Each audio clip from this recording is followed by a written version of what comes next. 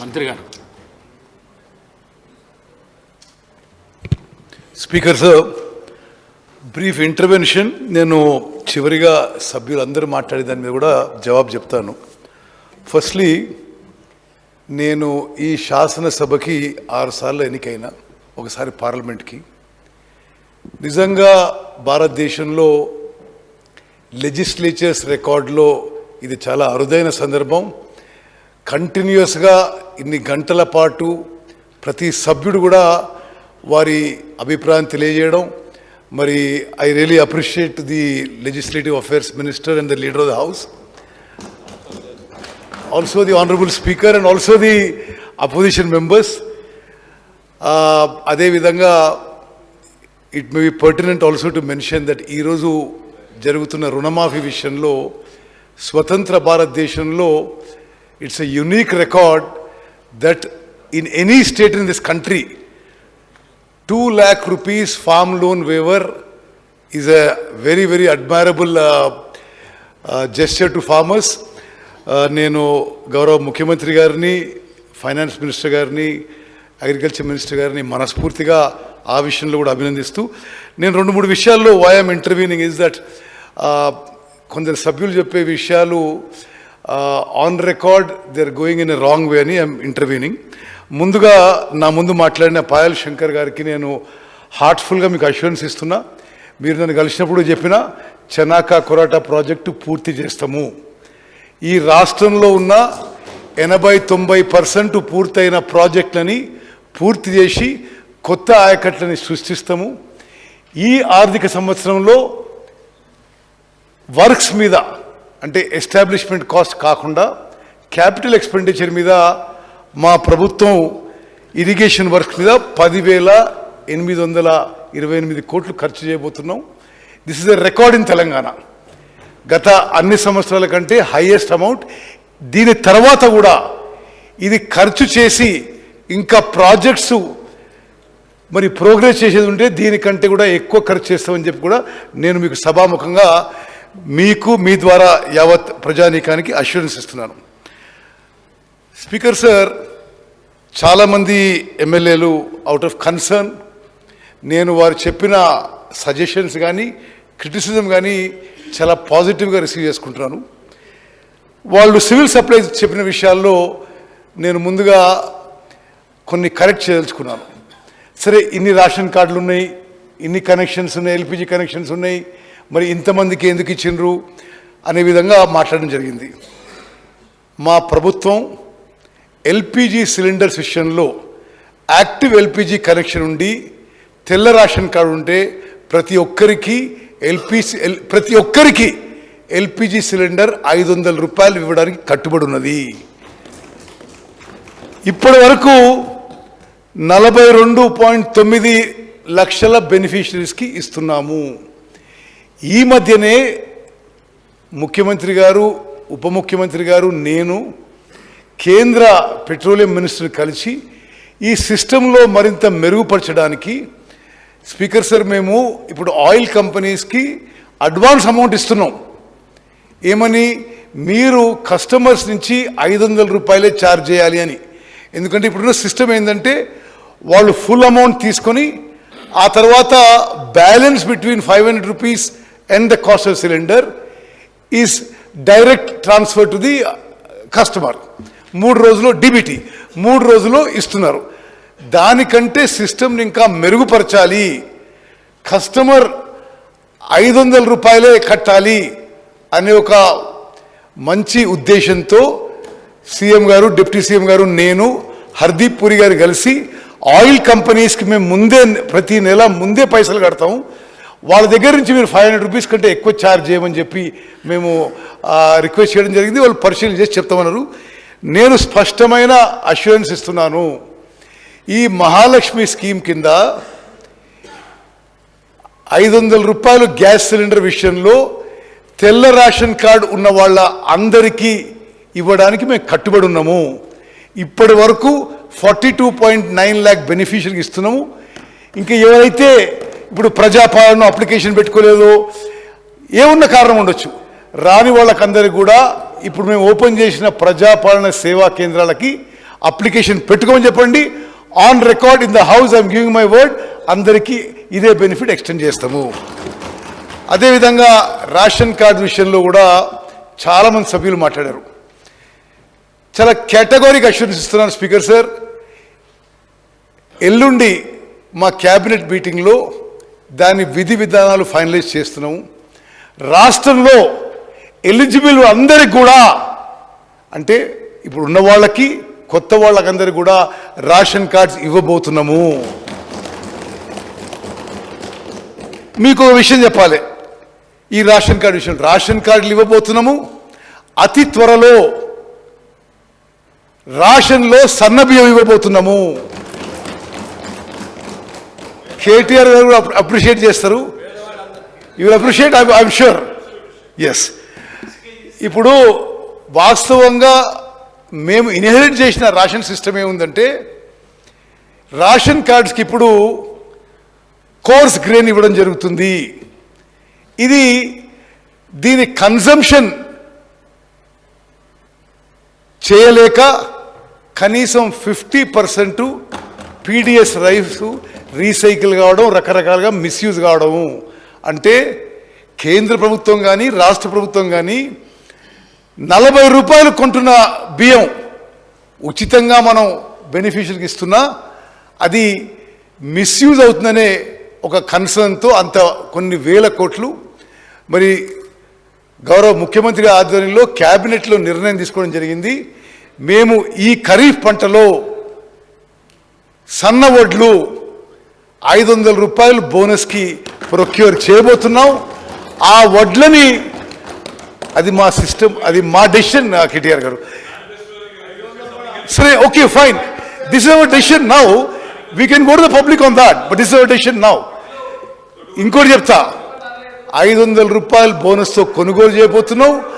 ఆ వడ్లని మిల్లింగ్ చేసి ఆ ఫైన్ రైస్ని రేషన్ కార్డ్ అందరికి కూడా సన్న బియ్యం ఇవ్వబోతున్నాము. మరి అదేవిధంగా రేషన్ కార్డు విషయంలో నా ముందు వక్త, నా ముందు civil supplies minister Gangula Kamalakar గారు వాళ్ళు ఏదో కార్డులు ఇచ్చినట్టుగా కొన్ని ఫిగర్ చెప్పారు. నేను అఫీషియల్ ఫిగర్ చెప్తున్నా స్పీకర్ గారు. తెలంగాణ రాష్ట్రం ఏర్పడ్డ రోజు రాష్ట్రంలో ఉన్న తెల్ల రేషన్ కార్డులు 91,68,231 కార్డులు. ఈరోజు తెలంగాణ ఉన్న కార్డులు 89,96,000 కార్డులు. గత 10 ఏళ్లుగా కొత్త రేషన్ కార్డు ఇష్యూ విషయంలో అరాకొరా కొన్ని మీరు యాడా కొన్ని ఇచ్చిండొచ్చు, కానీ సిస్టమేటిక్గా బీపీఎల్ ఫ్యామిలీస్ అందరినీ కవర్ చేసే ఉద్దేశంతో ఈ ఎమ్మెల్యేలు వాళ్ళందరినీ మీ ఊర్లో అడగండి, ఎక్కడన్నా 10 ఏళ్ల నుంచి కొత్త రేషన్ కార్డు ఇచ్చిండ్రా? ఇవ్వలేదు. I'm stating facts. మీరు సరే, ఆ లెక్కలు కమలాకర్ గారు, ఆ లెక్కలు నా దగ్గర ఉన్నాయి. ఇది మీరు అడ్వర్టైజ్ చేసి బీపీఎల్ ఫ్యామిలీస్ అందరినీ కవర్ చేయాలనే ఉద్దేశంతో చేయలేదు. మేము చేయబోతున్నాము. మేమిచ్చే తెల్ల రేషన్ కార్డుకి ఎల్లుండి జరిగే క్యాబినెట్ మీటింగ్లో సబ్ కమిటీ ఫైనలైజ్ చేసి విధి విధానాలు ఫైనలైజ్ చేస్తాము. ఇన్కమ్ లిమిట్ కానీ ల్యాండ్ హోల్డింగ్ కానీ, ఈరోజు బీపీఎల్ ఫ్యామిలీకి ఒక డిస్క్రిప్షన్ ఉంది. ఇది ఇన్కము, ఈ ల్యాండ్ హోల్డింగ్ అంటే దీని బిలో ఉన్న వాళ్ళు బీపీఎల్ ఫ్యామిలీస్ అని. ఆ విషయాన్ని ఎలిజిబిలిటీ ఉంటే ఎవరు పంపించినా ఇస్తాము. Okay, right. అదేవిధంగా సన్నబియ్యం విషయంలో గంగుల కమలాకర్ గారు కొన్ని విషయాలు. స్పీకర్ సార్, డిసెంబర్ 7వ తారీఖు నుంచి నేను సివిల్ సప్లైస్ మినిస్టర్ని. ఈ రాష్ట్రంలో ఒక్క గింజ సన్న బియ్యం ఏం కొనలేదు. ఆన్ రికార్డ్ ఐఎమ్ సిట్టింగ్, ఒక్క గింజ సన్న బియ్యం కొనలేదు. He said that before, you are not there. He said that. No, మీరేమన్నారు? ఏం తెలియదు, ఏమవుతుంది, ఏం జరగలేదు, ఒక్క గింజ సన్న బియ్యం కొనలేదు. I'm setting it on record. అదేవిధంగా ప్యాడీ ఆప్షన్ గురించి కూడా కమలాకర్ గారు మాట్లాడారు. ఆయన మినిస్టర్ ఉన్నప్పుడే ఈ ప్రక్రియ మొదలుపెట్టినారు. ఇంకోటి ఏమన్నాడు, తెలంగాణ వాళ్ళని పార్టిసిపేట్ చేయనీయలేన్నారు.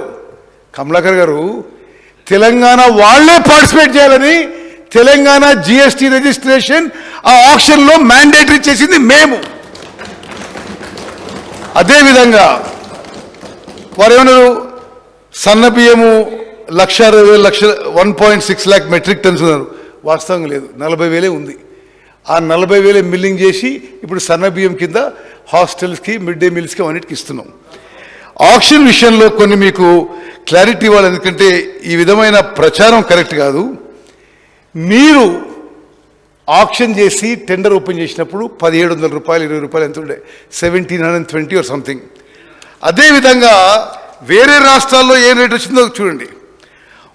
మధ్యప్రదేశ్లో ఆప్షన్ చేస్తే 1,271, ఛత్తీస్గఢ్లో ఆప్షన్ చేస్తే 1,421.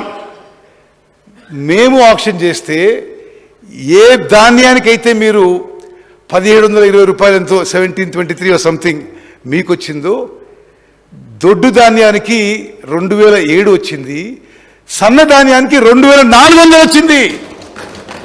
దయచేసి మీరు గమనించాలి. అదేవిధంగా ఇంకోటి గమనించండి మీరు.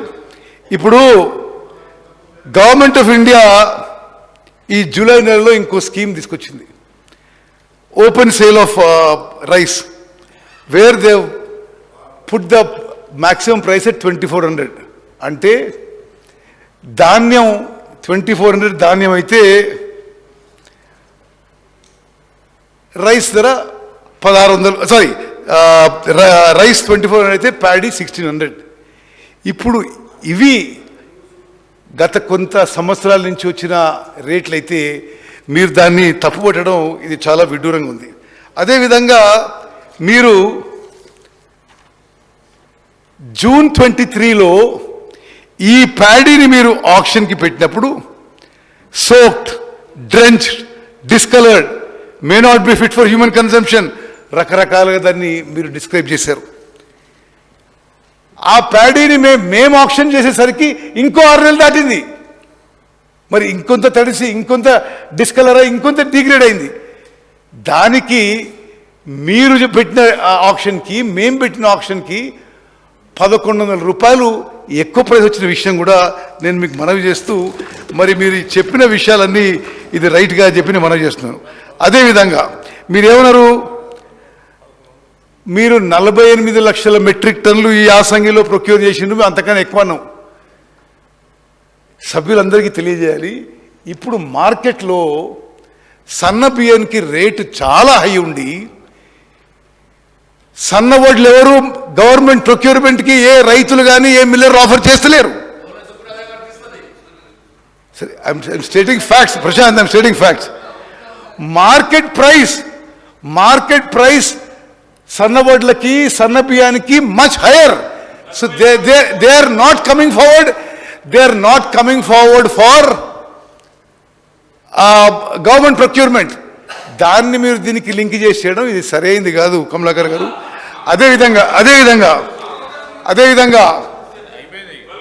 అదేవిధంగా మేము ఫిజికల్ వెరిఫికేషన్ చేయిస్తే ఎంత నిర్లక్ష్య వైఖరితో అమూల్యమైన ప్రజాధనం వారి హయాంలో మిస్యూజ్ అయిందంటే 20,000 కోట్ల ప్యాడీ మీరు అన్సెక్యూర్డ్గా మిల్లర్ల దగ్గర పెట్టడం జరిగింది. అంటే సివిల్ సప్లైస్ కార్పొరేషన్ బ్యాంక్ నుంచి లోన్ తీసుకొని ప్యాడీ ఫార్మర్స్ నుంచి కొని మిల్లర్లకి అన్సెక్యూర్డ్గా ఇవ్వడం జరిగింది. మేము అది చేయడం లేదు, చేయబోము. ఇప్పటికి మేము వచ్చే ప్రొక్యూర్మెంట్ నుంచి మిల్లర్ల దగ్గర 25% బ్యాంక్ గ్యారెంటీ అడగబోతున్నాము. అదేవిధంగా అధ్యక్ష, నేను I'm trying to be take their suggestions in a very constructive positive way without criticizing too much. Physical verification చేయించినాం. ఒక శాంపుల్గా అంటే ఎవ్రీ బ్యాగ్ లెక్కబెట్టి చేయిస్తే 50% ఆఫ్ స్టాక్ ఈజ్ మిస్సింగ్. ఎప్పుడు ఇది మీరు ప్రొక్యూర్ చేసి అమూల్యమైన ప్రజాధనంతో ప్యాడీ కొనుగోలు చేసి మీ హయాంలో మిల్లర్ దగ్గర పెట్టింది మోర్ దెన్ 50% ఇస్ మిస్సింగ్. ఇక మీరు ఏమడుతున్నారు 90 రోజులు ఎంత ప్రొక్యూర్ చేసిండ్రు? అరే ఆ సగం ధాన్యం ఎక్కువనో లేనే లేదు, దానికి ఎవరేం చేస్తారు? అయినా సరే మేము చట్టపరమైన చర్యలు తీసుకొని దానికి కూడా రికవరీ చేసే ప్రయత్నం సీరియస్గా చేస్తున్నాము. మీరు ప్రొక్యూర్ చేసిన ప్యాడీ మిల్లర్ దగ్గర పెట్టి ఫిజికల్ వెరిఫికేషన్ చేసినాం. మేము వచ్చిన తర్వాత కూడా దాన్ని ఫిజికల్ వెరిఫికేషన్ చేసినాం. మేము వచ్చిన తర్వాత missing paddy is not more than 2-3%. మీరు ఉన్నప్పుడు పెట్టిన ప్యాడీ మోర్ దెన్ 50%. నిజంగా రైట్ స్పీకర్ సార్, ఈ 7 నెలలు సివిల్ సప్లైస్ మినిస్టర్గా we have try to reform the సిస్టంలో కొంత డిసిప్లిన్ తీసుకురావాలి, కొంత ట్రాన్స్పరెన్సీ తీసుకోవాలి, కొంత ఇంటిగ్రిటీ తీసుకోవాలని విషయాన్ని దయచేసి మీరు గమనించాలని చెప్పి నేను మనవి చేస్తూ thank you speaker sir. Jagadishwar Reddy గారు.